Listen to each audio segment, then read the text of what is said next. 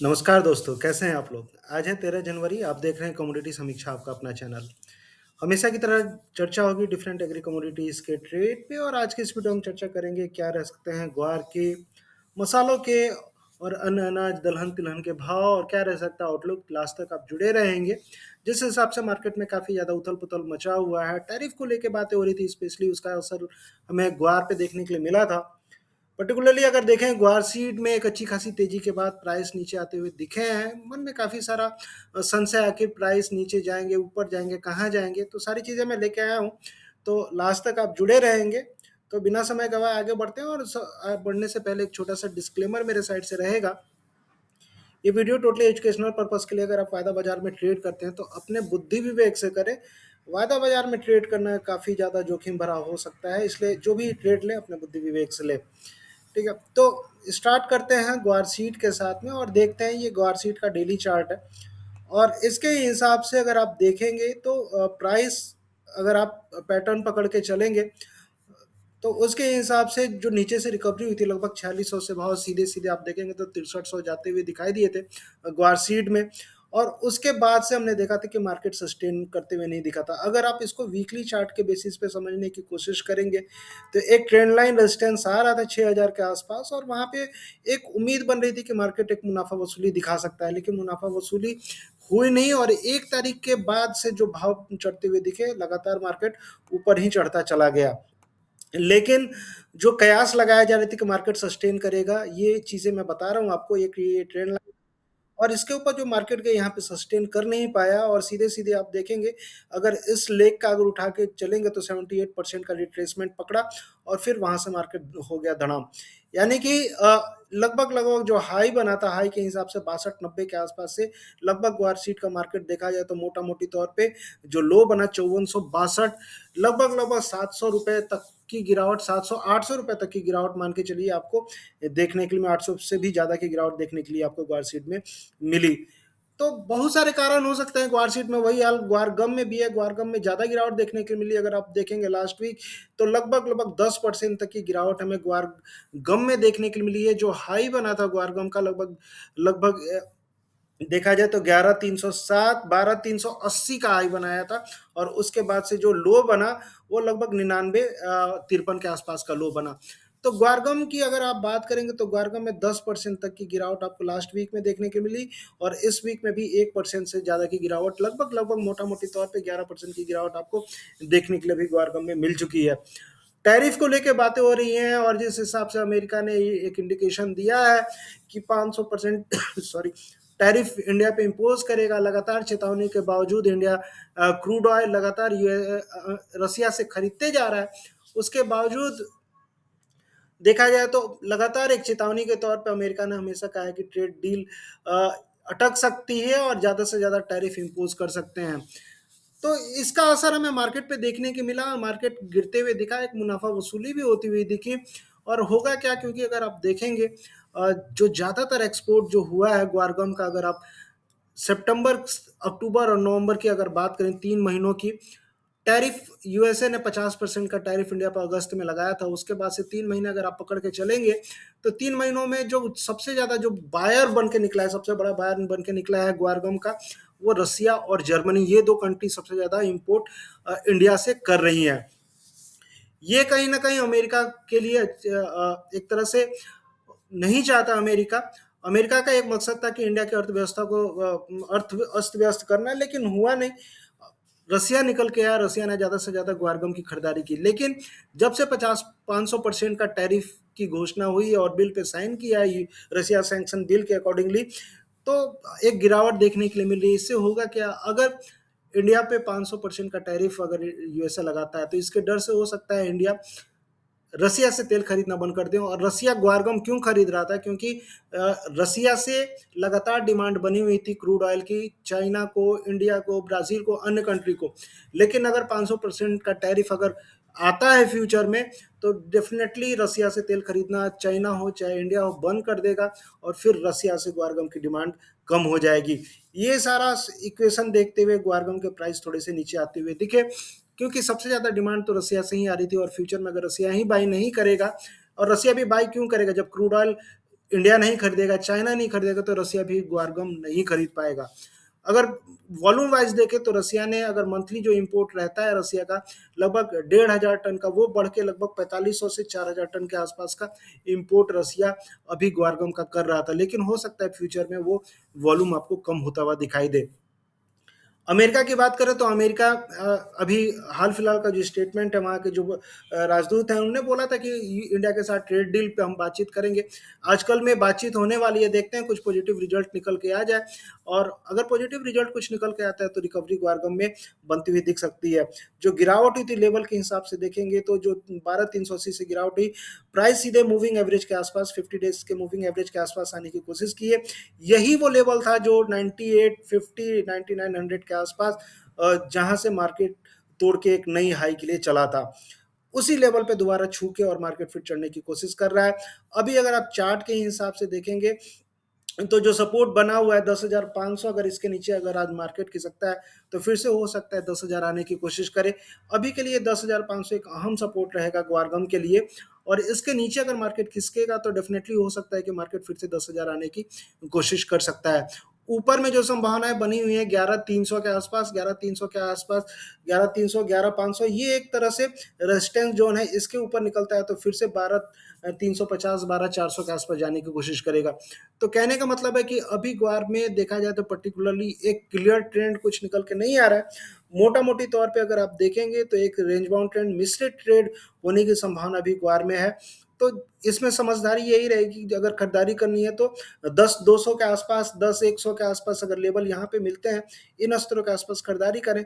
Otherwise मुनाफा वसूली 11,500 और उसके बाद फिर 12,300 के आसपास के मुनाफा वसूली आप गम में करके चल सकते हैं। वहीं ग्वार सीड की अगर आप बात करेंगे तो ग्वार सीड में जिस हिसाब से मार्केट आज है, अगर 5680 के नीचे मार्केट खिसकता है तो फिर से हो सकता है मार्केट आपको 5400 तक जाने की कोशिश करे। तो इस हिसाब से आपको रणनीति रखनी चाहिए। ये अगर ब्रेकआउट होता है ऊपर में 5850, तो संभावना है फिर से आपको 6,000 तक की बनती हुई दिखेगी। तो देखते हैं क्या है मार्केट का दायरा और मार्केट का रुझान, इस हिसाब से आपको ट्रेड करके अखबार में चलना चाहिए। अब फटाफट आगे बढ़ते हैं, बात कर लेते हैं मसालों में, और मसालों पैक में बात करेंगे हल्दी की। और हल्दी में जिस हिसाब से अभी ट्रेड हो रहा है, आप देखेंगे तो मार्केट मुनाफा वसूली के मूड में है, और न्यू क्रॉप आने की का सेंटिमेंट मार्केट में चल रहा है अभी।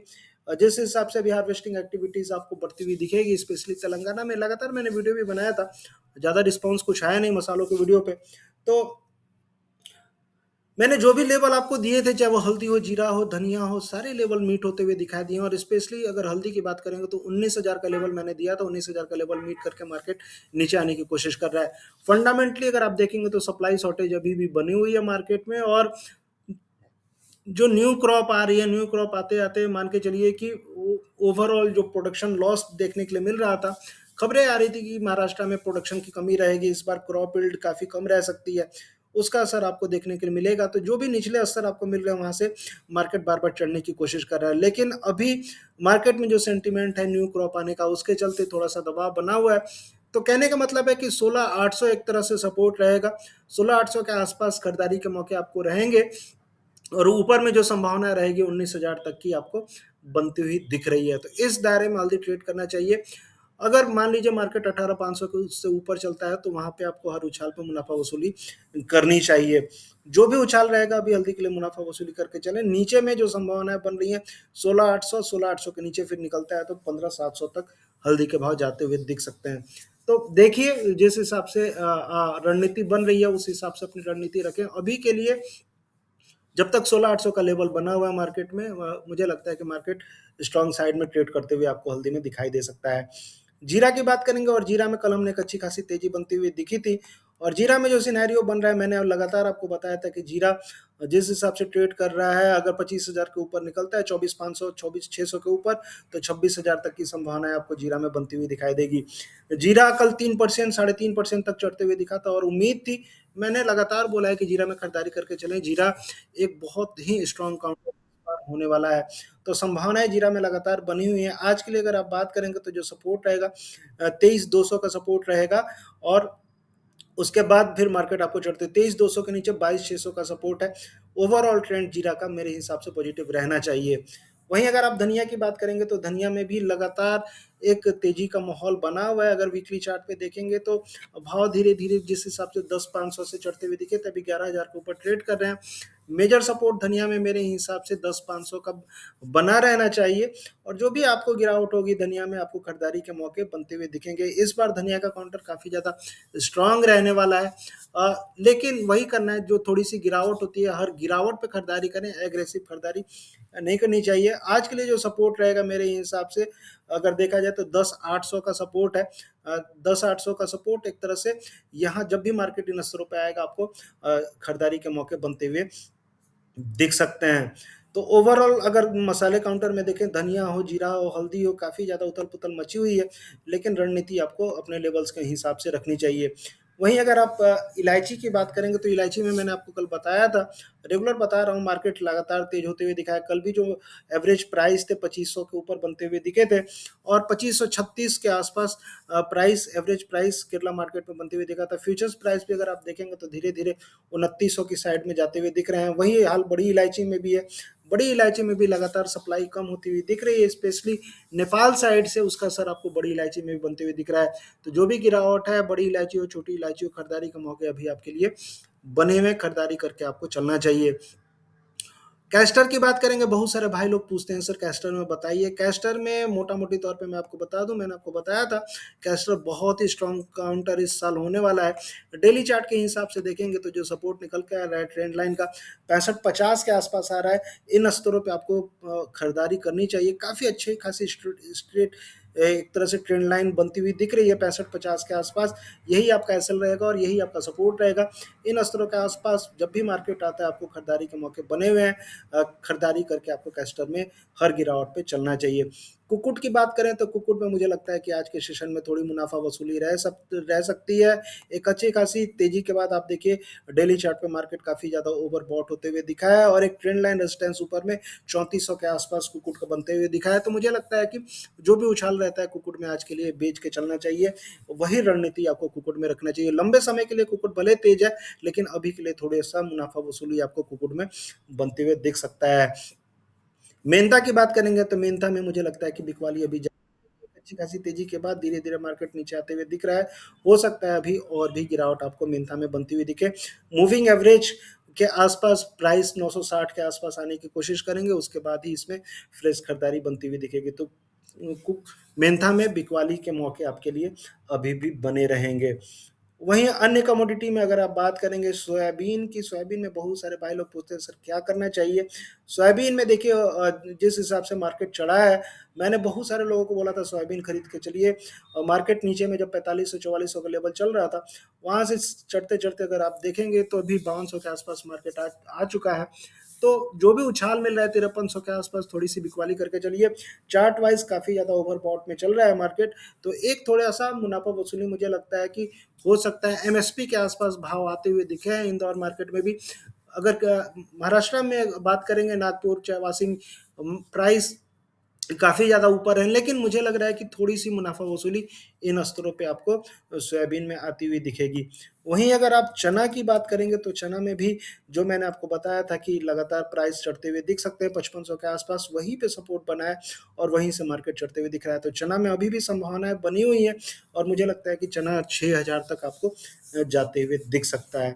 तो ये था एग्री कमोडिटीज़ पे मेरी राय, आपको कैसी लगी? बहुत सारी चीज़ें हैं, बताने के लिए छूट जाती हैं। कोशिश रहता है ज़्यादा से ज़्यादा चीज़ें मैं कवर करूँ। अगर इसके अलावा किसी को डिटेल में जानकारी चाहिए और जुड़ना चाहते हैं तो डायरेक्ट इस नंबर पे मुझे मैसेज कर सकते हैं, कॉल कर सकते हैं और मुझसे डायरेक्टली पर्सनली जुड़ सकते हैं। कोशिश यही रहती है कि आपको ज़्यादा से ज़्यादा ट्रेड साइड से आपको आपको सपोर्ट कर सकूँ।